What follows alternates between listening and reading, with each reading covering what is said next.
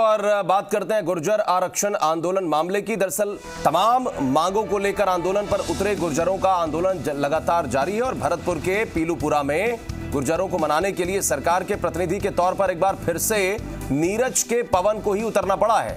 उन्होंने गुर्जरों से मुलाकात की है, गुर्जरों को आश्वासन दिया है कि 1252 भर्तियों पर गुर्जरों के मुताबिक या उनकी मांगों के मुताबिक आदेश वो लाकर दिखाएंगे।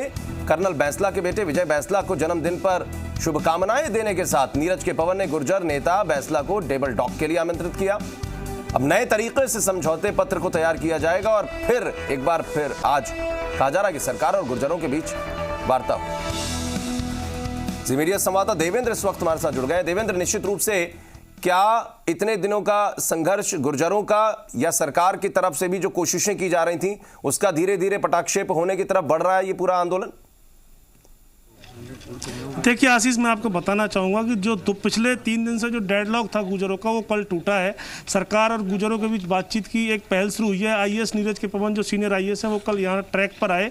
कर्नल करोड़ी सिंह बैंसला के जो बेटे हैं विजय बैंसला, उनको जन्मदिन के बहाने उन्होंने केक की भेंट करते हुए शुभकामनाएं भी दी और गुर्जरों को टेबल टॉक के लिए आमंत्रित भी किया।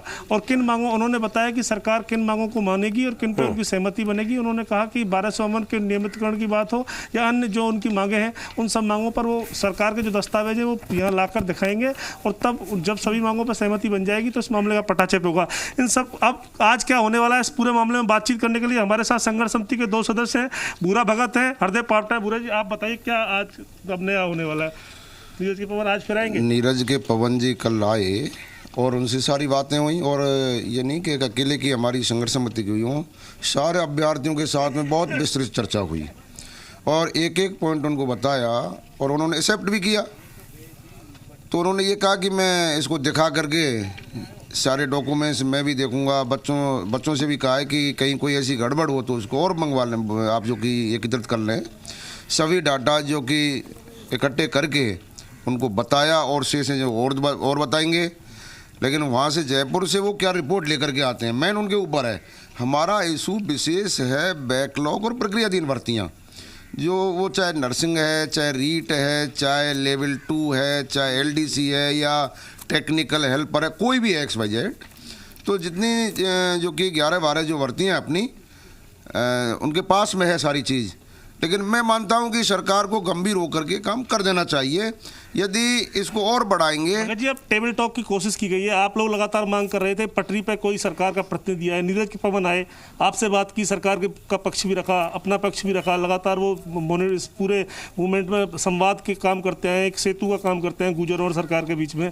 अब क्या होने वाला है? हरदेव जी, आप बताइए थोड़ा सा डिटेल, क्या चीज़ें रहेंगी? देखो, सरकार ने गुर्जरों के प्रति, पूरे समाज के प्रति, आमजन के प्रति संवेदनशीलता दिखाते हुए सरकार के नुमाइंदे के रूप में ब्यूरोक्रेसी से सीनियर आईएएस नीरज के पवन जी को हमारे बीच में, जैसी हमारी मांग थी कि इस बार हम रेलवे ट्रैक पर ही बातचीत करेंगे, पूरा समाज सार्वजनिक रूप से अपनी मांगों को लेकर के बातचीत करेगा, वो यहाँ पधारे, उनका स्वागत है।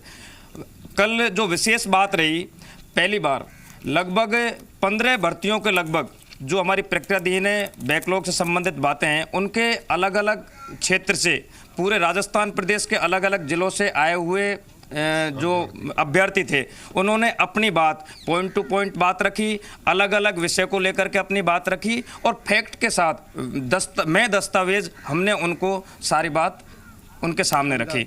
उन्होंने सारी बातों को मद्देनज़र रखते हुए उन्होंने ये स्वीकार किया कि हमसे कहीं न कहीं हमारी स्टैटिक्स है या हमारी सांख्यिकी है, वहाँ हमसे कोई न कोई गड़बड़ हुई है, तो हम उन सारी चीज़ों का एग्जामिन करवाएंगे।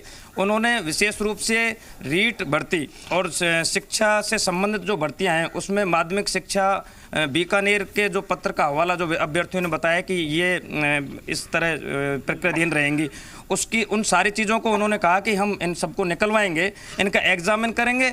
और चलिए दोबारा से सारी चीज़ों को रिव्यू करते हुए देवेंद्र, कम से कम इन लोगों को जब कागजात उसके दिखाए जाएंगे बाकायदा, जो सरकार की तरफ से इन तमाम भर्तियों को लेकर या अन्य बातों को लेकर जो प्रक्रियाएं शुरू हुई थी या जो अभी भी प्रक्रियाएं चल रही हैं, वो तमाम कागजात इनको जब दिखाए जाएंगे तब कहीं ना कहीं और ज़्यादा आश्वस्त हो जाएंगे ये लोग। और कम से कम टेबल टॉक अगर होती है आज तो देखते हैं कि क्या कुछ बात होती है। बहुत शुक्रिया फिलहाल देवेंद्र आपका इस तमाम जानकारी बातचीत के लिए।